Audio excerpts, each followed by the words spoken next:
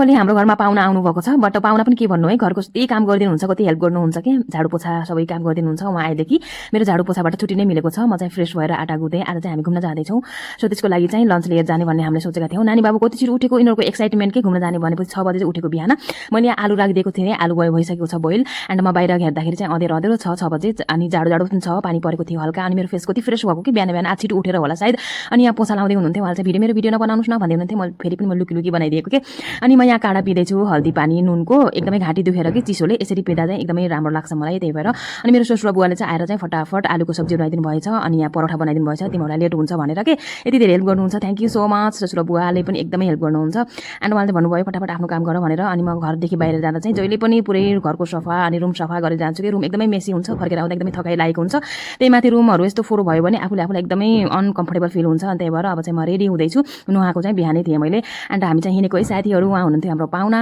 अनि उहाँको cute baby चाहिँ सुतेको छ मेरो बाबु नानी सो हामी जाँदैछौँ कहाँ जाँदैछौँ भिडियो हेर्नु होला एन्डसम्म अनि पछि फेरि मैले नेक्स्ट भ्लग हाल्नेछु हेर्नु होला है त बाई टेक केयर अहिलेको चाहिँ यति नै